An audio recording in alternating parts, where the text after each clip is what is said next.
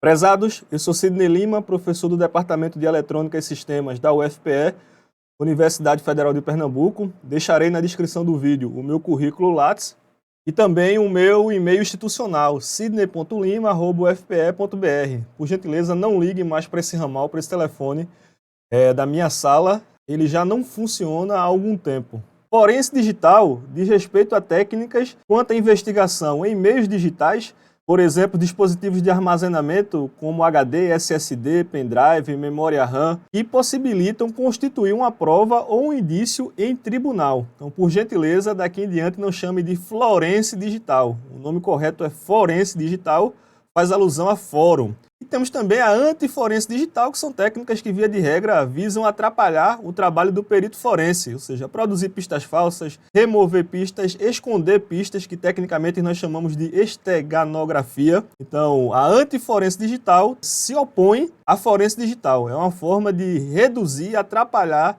falsear, ridicularizar e desmentir o trabalho do perito forense digital. Dentre o ramo da forense digital, uma das grandes categorias diz respeito à recuperação de dados formatados. Quando você clica com o lado direito do mouse e aperta em formatar a sua partição, na verdade, todos os dados permanecem nos seus respectivos locais. O que você está fazendo é dando permissão ao sistema operacional, alertando que aqueles dados podem ser sobrescritos de agora em diante. Fazendo uma analogia com uma garagem, é como se você tivesse ido na guarita do vigilante, pega o papel com as anotações dele em relação aos carros e onde estão, quais são as vagas disponíveis, etc., e rasgado. Simplesmente isso, mas os carros permanecem nos seus respectivos locais. Em termos computacionais, quando você clica com o lado direito do mouse e aperta em formatar, você apenas apagou a tabela mestre de arquivos. Todos os dados permanecem nos seus locais, ou seja, você não sabe mais onde estão os dados porque você apagou, você destruiu a tabela mestre de arquivos. No entanto, se for feita uma varredura na partição, todos os locais, todos os arquivos podem ser recuperados. Como estudo de caso, nos Estados Unidos, 2 estudantes compraram 158 HDs já usados pela internet. Desses, apenas 129 funcionaram. Os demais estavam com problemas físicos, por exemplo, o cabeçote de leitura empenado, problemas na placa controladora. Então, desse montante dos 129, somente 12 tinham feito a esterilização correta. Nos demais, havia apenas a formatação lógica, ou seja, clicaram com o lado direito do mouse e apertaram em formatar. Então, nesse estudo de casos, os 2 estudantes conseguiram recuperar uma vasta gama de informações íntimas e sigilosas, dentre as quais quase 5.000 números de cartões de créditos. E como se dá essa esterilização? Você deve sobrescrever bit a bit todas as informações da partição. A ferramenta sugerida pelo Simpósio Brasileiro de Segurança da Informação diz respeito ao Minitool Partition Home Edition, uma ferramenta que tem uma versão gratuita. Você pode instalar no seu computador Windows e fazer a formatação sobrescrevendo todas as informações da partição, seja com zeros, seja com uns, ou seja com sequências de zeros e uns. Então essa técnica aqui, a sequência de zeros e uns, apesar de ser mais lenta, ela propicia a antiforense digital, porque como há sequências de zeros e uns, provavelmente o perito forense digital iria tentar recuperar os dados, quando na verdade aqueles dados foram produzidos artificialmente, nunca existiram. É uma forma de se fazer a antiforense digital, atrapalhando o trabalho do perito forense. Então eu fiz login na minha máquina na UF, acessei remotamente e vamos fazer uso da ferramenta de esterilização lógica, lá direito do mouse, abrir terminal aqui. A ferramenta se chama RIPE. Então agora, após a instalação, nós iremos consultar o RIPE, "-v", e aqui está a versão do RIPE. Então é a ferramenta que você poderia sobrescrever bit a bit,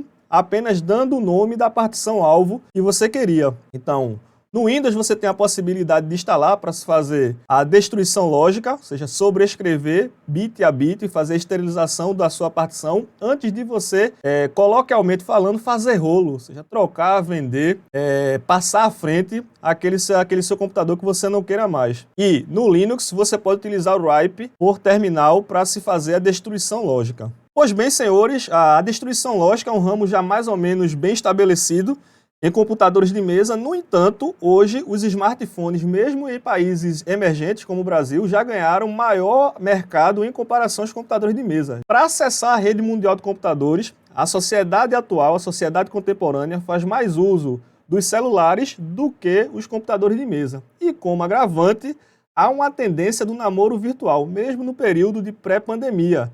Então aqui está uma pesquisa relativamente defasada, feita em 2015, pela Universidade de Austrália e fomentada pelo governo australiano.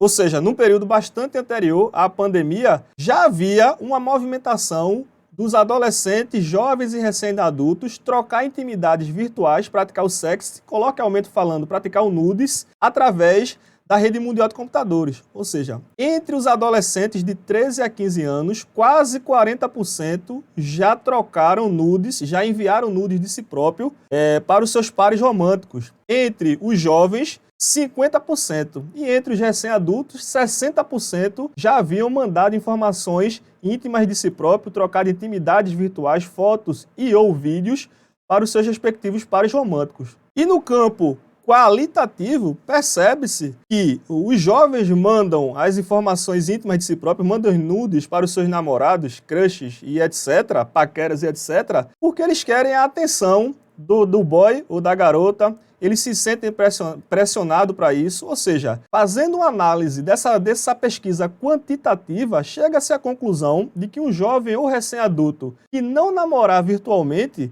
ele terá seríssimas dificuldades de conseguir conquistar um par romântico perante a massificação da rede mundial de computadores e perante a massificação das redes sociais. Então, quando você, jovem ou recém-adulto, por exemplo, manda um nudes para o seu par romântico com aquela mensagem amor, vê e depois apaga, na verdade, ele vai apagar, mesmo ele apagando da lixeira, os dados estão lá, ou seja, estão passivos de ser recuperados. Então, quando o par romântico for fazer rolo com o seu celular, doar, trocar, vender e etc., aquelas informações estão passíveis de ser recuperadas. Ou seja, também faz-se necessário a esterilização lógica, também faz-se necessário a destruição de informação através da sobrescrita bit a bit em aparelhos celulares. Daí se vem uma grande dificuldade, como se fazer o write, como se fazer a sobrescrita bit a bit em um aparelho celular. O Android tem como seu kernel, ou seja, as funções básicas do seu sistema operacional, Linux. Então, eu já adianto de que não é trivial se fazer a destruição lógica em um dispositivo Android.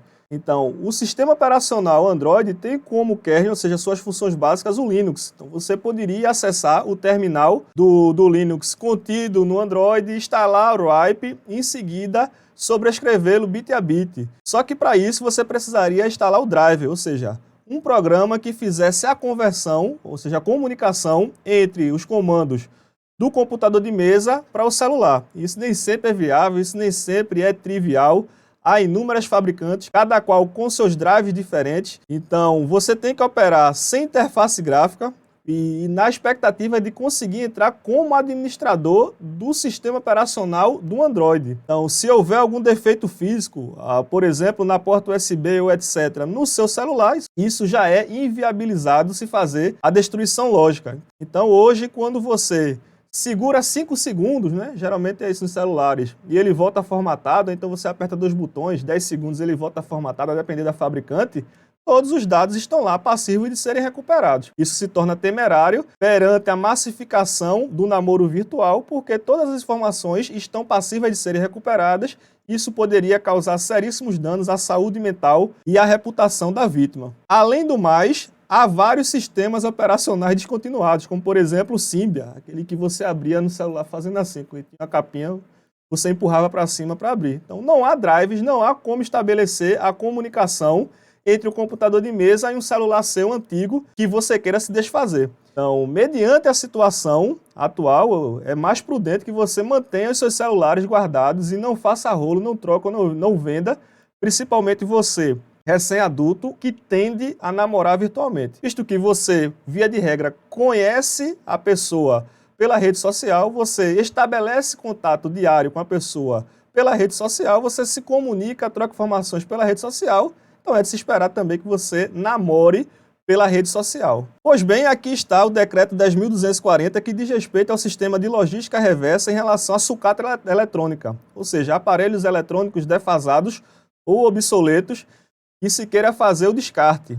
Então, no capítulo 8, há a participação dos consumidores. Em específico, o artigo 31 diz qual é a parte que cabe ao consumidor, ou seja, a parte que não é responsabilidade da logística reversa, a parte que não é responsabilidade do comerciante, fabricante, distribuidor e importador. Então, esses devem criar um sistema de logística reversa de modo a se fazer o descarte ambientalmente correto. No entanto, a parte tecnicamente mais complicada, a parte não trivial em relação à segurança da informação, fica em cargo do consumidor. Ou seja, é a obrigação do consumidor, de acordo com o parágrafo 2, remover previamente ao descarte as informações e os dados privados e os programas em que eles estejam armazenados nos produtos eletrônicos, discos rígidos, cartões de memória e estruturas semelhantes. Ou seja, quando eu quiser devolver esse meu celular para a fabricante, eu que tenho que fazer o RIPE. É obrigação minha fazer a destruição lógica. Nós já vimos que isso não é trivial em sistemas Android. Então, como nós temos um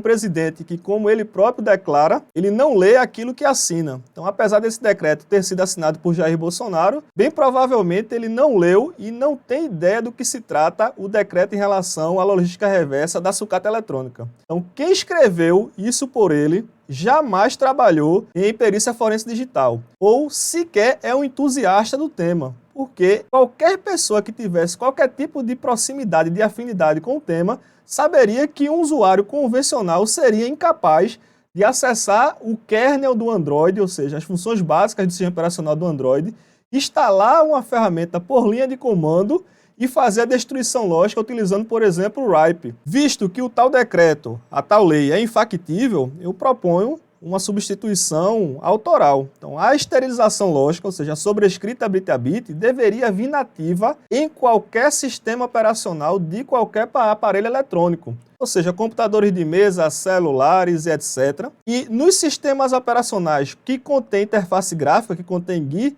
a esterilização lógica deveria ser visualmente acessível, ou seja, haver um botãozinho aqui que você, com a senha, seja no celular, seja no computador de mesa, você poderia acessar e apertar no botão para se fazer a destruição lógica bit a bit. Como agravante, nós estamos em via de regra de adentrarmos na quarta revolução industrial, ou indústria 4.0, chame como quiser. Então, se o objetivo das anteriores revoluções industriais dizia respeito às linhas de automação industrial, hoje o macro-objetivo da quarta revolução industrial diz respeito à automação das atividades cotidianas, diz respeito à automação das coisas. Ou seja, no futuro breve, a sua máquina de lavar terá autonomia para fazer compras, comprar amaciante. A sua geladeira terá autonomia de fazer a feira do mês. De maneira análoga, a sua cama inteligente terá autonomia de se autogerenciar, de controlar o seu sono, batimento cardíaco, tal qual como as pulseiras inteligentes já fazem hoje. A internet das coisas é um dos pilares da quarta revolução industrial. Então imagine só, num futuro breve, quando você for se desfazer da sua mobília, quando você quiser se desfazer da sua cama, jogar a cama fora para comprar uma mais recente. Todos os dados estão passíveis de ser recuperados, da sua intimidade íntima e sigilosa. Quantas vezes você pode, por exemplo, ter se masturbado na cama? Quantas e quais pessoas você dormiu através da auditoria dos batimentos cardíacos? E isso poderia destruir a reputação, principalmente de uma pessoa casada. Então é necessário a esterilização lógica em qualquer dispositivo eletrônico capaz de armazenar informação íntima sigilosa, tal qual a internet das coisas já em ascensão.